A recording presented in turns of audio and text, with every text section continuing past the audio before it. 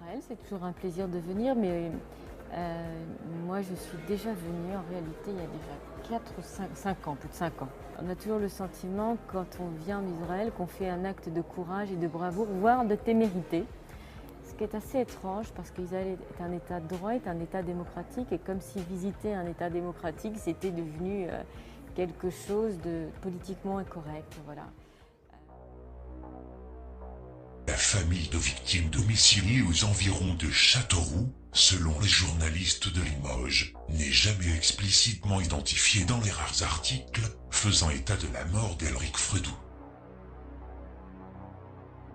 La curieuse omission est qu'un simple recoupement, basé sur la consultation de la presse locale, permet de déduire qu'il s'agit des parents de cette militante UMP, ex-ministre du gouvernement Fillon, et ancienne présidente de la Haute Autorité de lutte contre les discriminations, qui affirmait avoir été la compagne du directeur assassiné de Charlie Hebdo.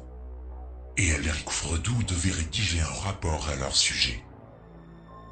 Alors que la famille de Charb avait démenti toute forme d'engagement relationnel entre l'ex-patron de Charlie et Jeannette Bougrabe, Clémentine Autain, proche du clan Charb, était allée encore plus loin en qualifiant l'ex-secrétaire d'État du gouvernement Fillon d'usurpatrice.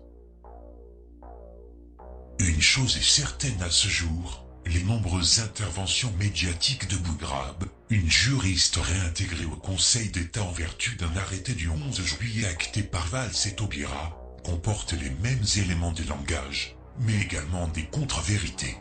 Exemple, dans un premier temps, elle avait affirmé à Paris Match avoir été 3 ans avec Charb, avant de se corriger, et d'indiquer désormais qu'ils étaient ensemble depuis 1 an. Autre illustration, Bougrabe prétendait que sa fille appelait Charb « papa ». Voici pourtant ce qu'elle déclarait, le 15 décembre 2014, au site du magazine Gala.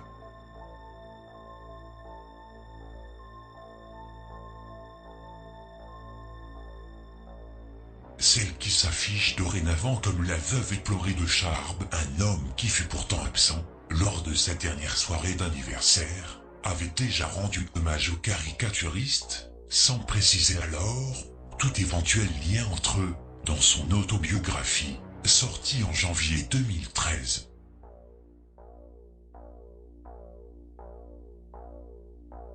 Qu'est Jeannette Bougrabe.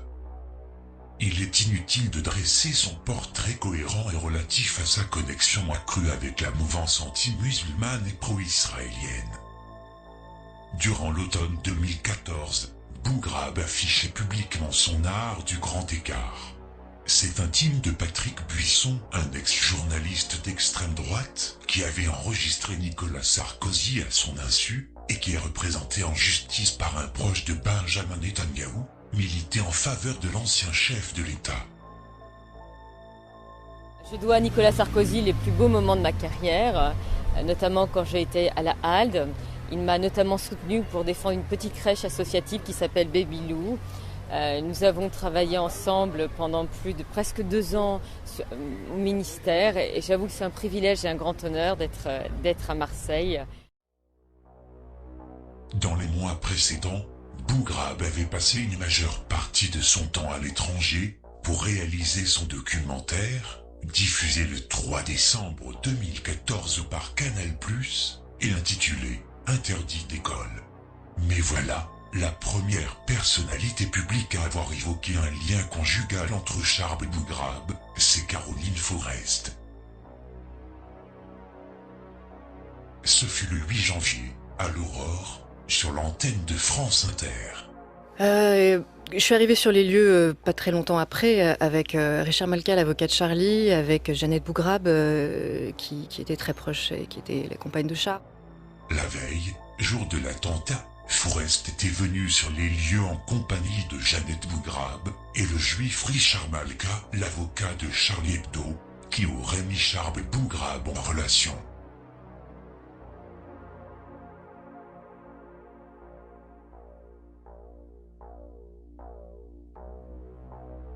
La particularité singulière du trio, c'est le même ancrage international dans la nébuleuse sioniste et islamophobe. Forrest, une mythomane et affabulatrice comme première caution de bonne foi à la relation Bougrab-Jarb.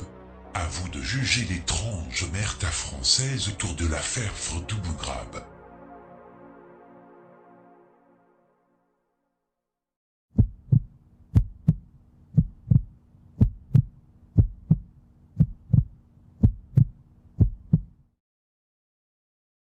Il est presque 10h du matin à la rédaction de BFM TV.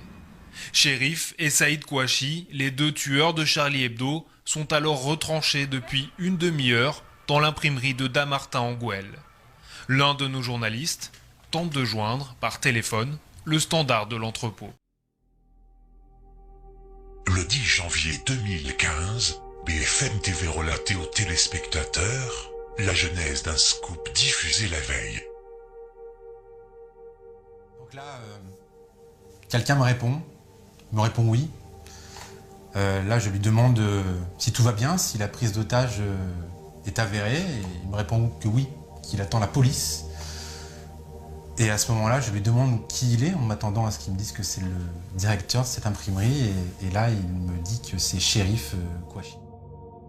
Le journaliste Igor Saïri s'était entretenu avec Chérif Kouachi, l'homme accusé par les autorités d'avoir mené l'opération terroriste contre le siège de Charlie Hebdo.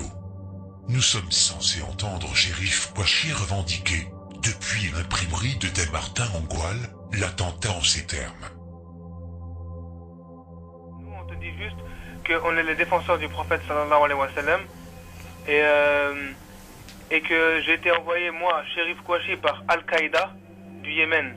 Et que je suis parti là-bas et que c'est Cheikh Anwar Al-Awlaqi qui m'a financé. Le léger souci est que ce passage a été tronqué. Et que j'ai été envoyé, moi, Chérif Kouachi, par Al-Qaïda du Yémen. Et que je suis parti là-bas et que c'est Cheikh Anwar Al-Awlaqi qui m'a financé. Il manque environ 2 secondes entre ces mots-là. Un bref silence d'hésitation. Pas exactement. Ces 2 secondes contiennent un élément intrigant où on peut y entendre distinctement la voix d'un homme chuchotant la phrase suivante « T'es parti faire un stage là-bas ». La preuve par le son avec l'antenne radiophonique associée à BFM TV sur RMC. Le 9 janvier, à 19h06, précise Jean-Jacques Bourdin, la radio révélait des extraits de l'échange. C'est un extrait de cette conversation. Il est évident que nous avons expurgé de cette conversation certains passages. Mais c'est un extrait de cette conversation. Vous entendez là la conversation entre Chérif Kouachi et Igor Saïri. Il est 19h06. Nous avons attendu avant de la diffuser. Pourquoi ? Parce que les prises d'otages étaient en cours. Parce qu'il ne fallait pas mettre en danger la vie des otages éventuels, que ce soit là-bas, à Dammartin, ou que ce soit à Paris, porte de Vincennes.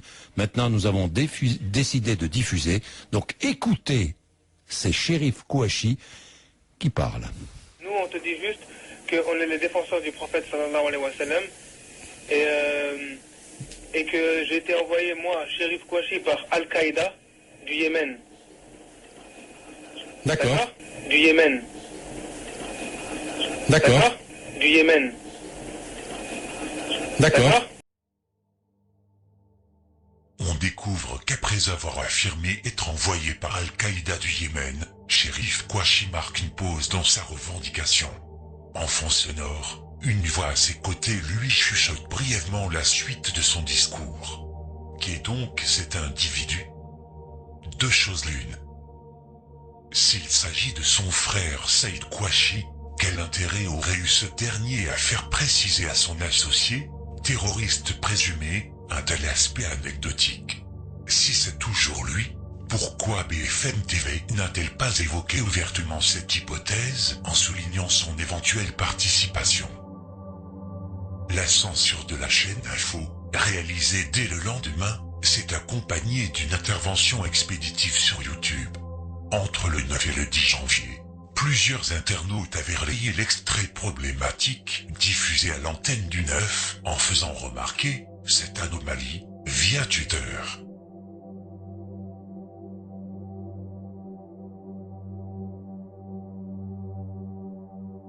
l'acquisition rapide du groupe Nox Radio TV, propriété du juif pro-Israël, Alain Veil, qui détient BFM TV, la suppression des vidéos en question.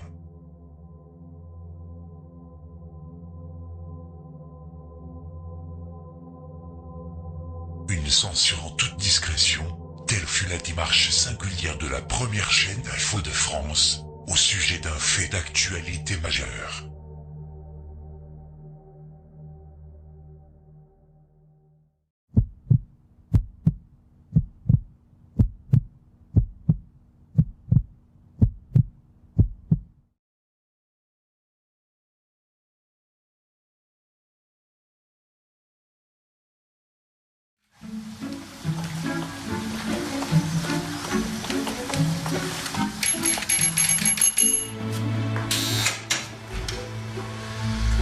Bienvenue en Israël. Je vous raccompagne.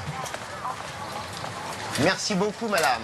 Shabbat shalom. Oui, merci. Shabbat shalom à vous aussi. Merci. Voici une étrange désinvolture de la presse traditionnelle de l'Hexagone concernant le magasin de cet homme qui était au cœur de l'actualité nationale du 9 janvier. Aucun journaliste issu des grandes rédactions n'était allé s'enquérir de sa réaction face aux événements qui allaient se produire. Son nom, c'est Michel M. Salem, président fondateur et actionnaire unique du groupe Hyper Cacher. Depuis 3 semaines, un seul article de presse fait brièvement référence à lui. Le 20 janvier, le site du Figaro avait consacré un papier à la naturalisation de la Sanna Patili, héros de l'Hyper Cacher. En voici un extrait.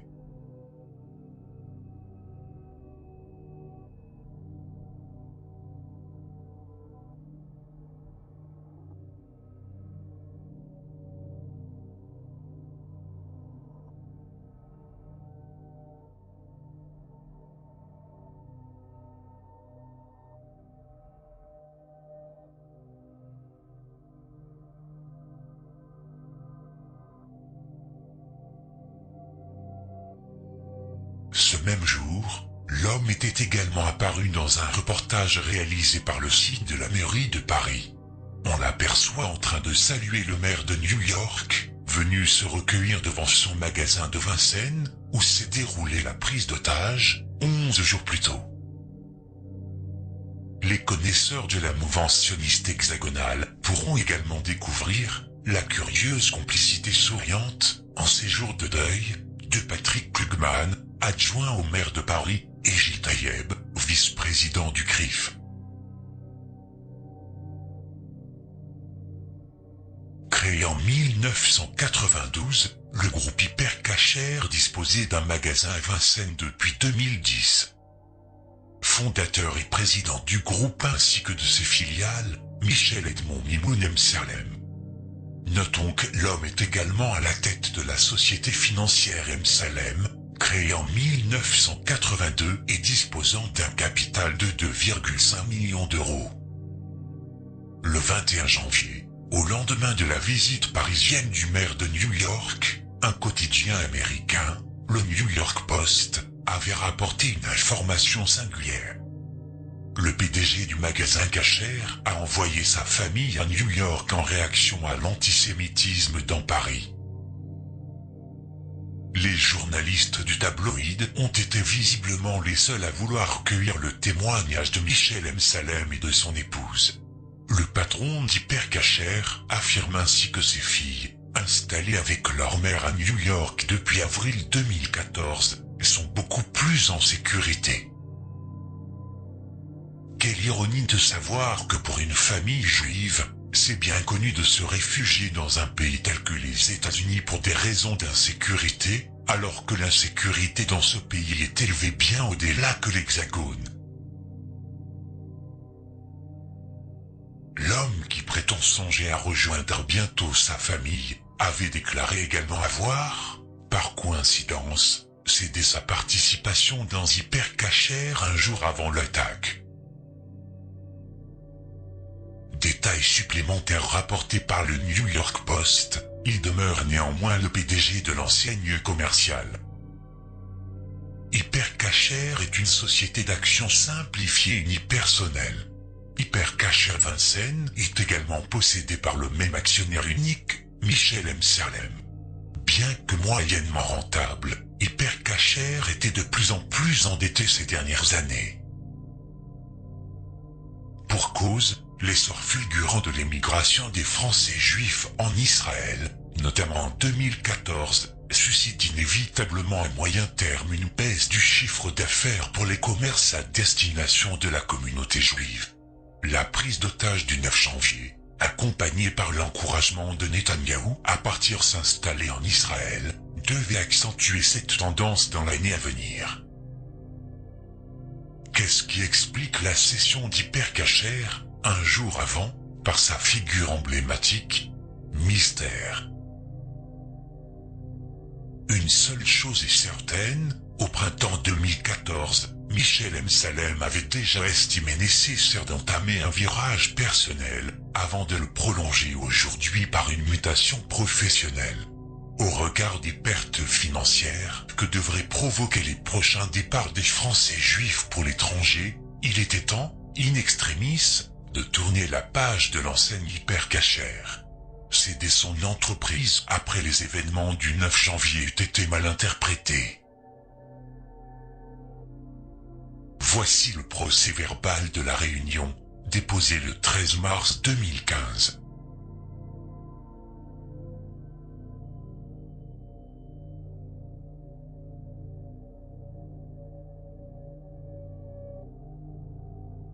Deux jours plus tard, le 15 mars, le magasin réouvre ses portes en présence de Bernard Cazeneuve, ministre de l'Intérieur, et le juif Laurent Mimoun, un homme vaguement présenté par le site d'actualité juive, comme l'un des repreneurs, peu avant le drame.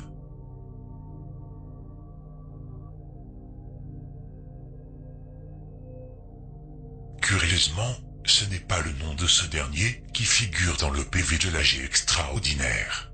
Seul est mentionné le patronyme d'un certain Julien Aboulker, déjà gérant de l'entreprise Sodiam, et désormais en charge du groupe Hypercacher, dont la particularité réside dans son implantation commerciale en Floride, auprès de son frère, Serge Aboulker. Ce dernier, citoyen de Miami Beach, et soutien de la dernière opération militaire israélienne contre Gaza, avait d'ailleurs été récemment interviewé par la chaîne américaine NBC à propos des Français juifs exilés aux États-Unis. Dans son entretien accordé au New York Post, Michel M. Salem, qui indique vouloir bientôt rejoindre sa famille installée depuis avril aux États-Unis, évoquait une simple coïncidence pour expliquer la vente opportune de son magasin, où il aurait vendu sa participation selon les termes précis et complémentaires de son épouse la veille de l'attentat. Une opération opportune, pour cause, le secteur de l'alimentation cachère avait été négativement impacté par l'attaque du 9 janvier. Voilà ce que faisait remarquer début février la gérante d'un établissement parisien interrogée par France Télévisions.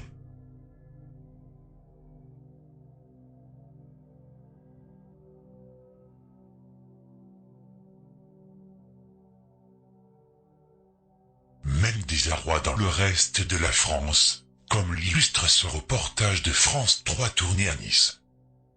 Des sites ultra protégés, 3 militaires devant ce lieu de culte juif, et puis à quelques pas de là, plus rien. Personne devant ce supermarché cachère du centre-ville. Malgré tout, ces clients n'ont pas renoncé à leurs habitudes.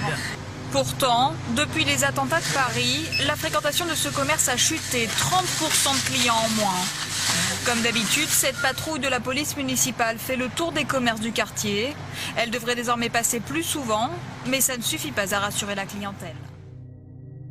Le détail singulier que révèle le PV est qu'on y apprend que l'Assemblée Générale Extraordinaire avait été convoquée 15 jours auparavant via un courrier adressé par Michel M. Salem à lui-même.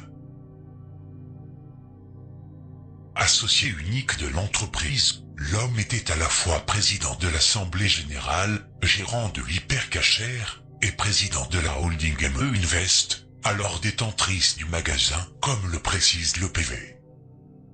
Le plus atypique dans l'affaire, c'est le dernier salarié embauché par Michel M. Salem pour diriger son magasin de la Porte de Vincennes, qui est également celui qui avait fait savoir, le premier, sa décision de ne plus y revenir. Selon le Parisien, Patrice Walid, présent dans l'épicerie depuis seulement 4 jours, préparait son exil en Israël. Quant à M. Salem, bientôt installé à New York, le mystère demeure sur la nature et l'envergure exacte de ses réseaux. Une chose est pourtant assurée, son épouse Dina fait partie d'un maillage singulier. Cadre dirigeante en charge des opérations nord-américaines du groupe français de mode SMCP, elle travaille ainsi pour le compte d'un actionnaire principal inattendu, un puissant fonds d'investissement, dénommé KKR précisément. Fondé et présidé par de richissimes cousins juifs américains, Henry Cravy et George Roberts, ce groupe financier avait réussi, à l'instar de ses illustres prédécesseurs, à embaucher en 2013, au sein de sa gouvernance, une personnalité dotée d'une connaissance intime des services secrets occidentaux, David Petraeus, ancien directeur de la CIA.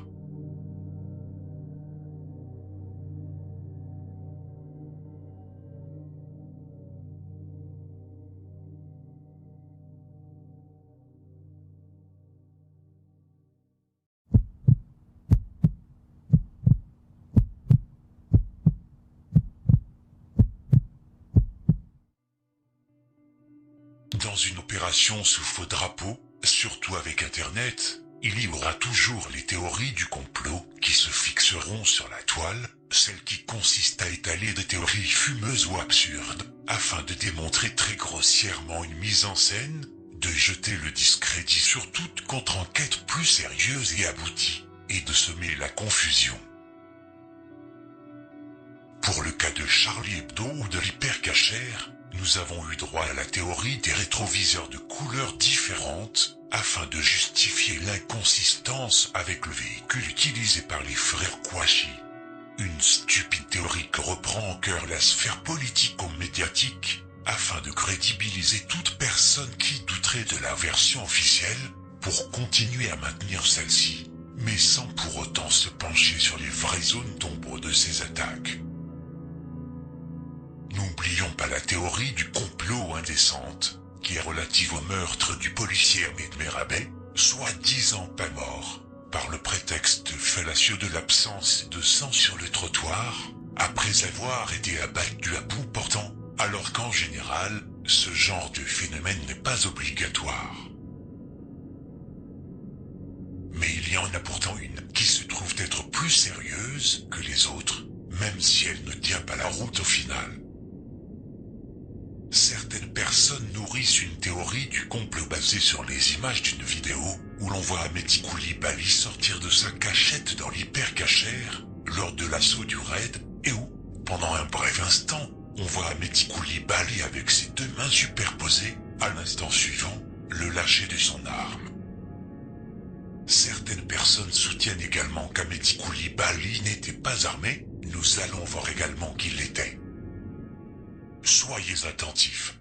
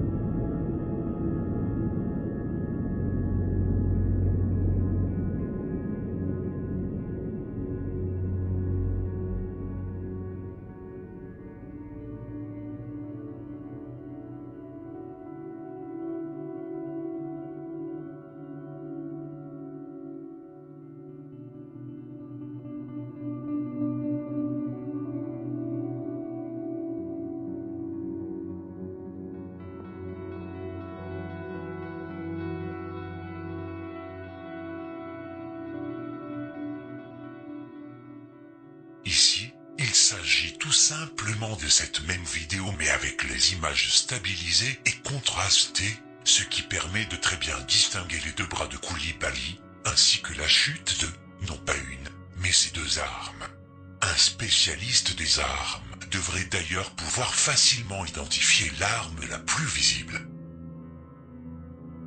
Bien évidemment, il y aura forcément des récalcitrants pour se renforcer dans leurs propres croyances, malgré l'analyse à l'appui qui prouve le contraire.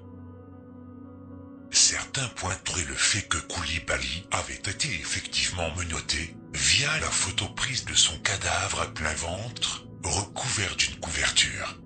N'en déplaise à certains, ces menottes ont tout simplement été mis à ses poignets par sécurité, juste après avoir été criblés de balles et traînés sur quelques mètres, afin d'être trop sûr et certain que cet individu considéré comme extrêmement dangereux soit bien neutralisé comme il faut, qu'il soit mort sur le coup, ou soit encore en vie pendant un bref instant. Les hommes du raid peuvent continuer leur opération jusqu'à son terme. D'ailleurs, au niveau armes, Koulibaly était arrivé plutôt bien équipé, et l'arme de poing qu'il tenait à la main au moment de sa sortie, ce qui explique les mains jointes, sa Kalachnikov en bandoulière, pourrait être l'un des pistolets Tokarev, avec lequel il était venu à l'hypercachère. Histoire de mettre les derniers clous sur le cercueil de cette théorie de Koulibaly, les mains soi-disant attachées au moment de se faire abattre, on voit difficilement comment et à quel moment Ahmedi Koulibaly aurait pu être menotté à l'hypercachère, au vu du déroulement des dernières heures et dernières minutes de la prise d'otage, à moins qu'on veuille accuser les otages de mentir, en plus des gars de la BRI et du RAID.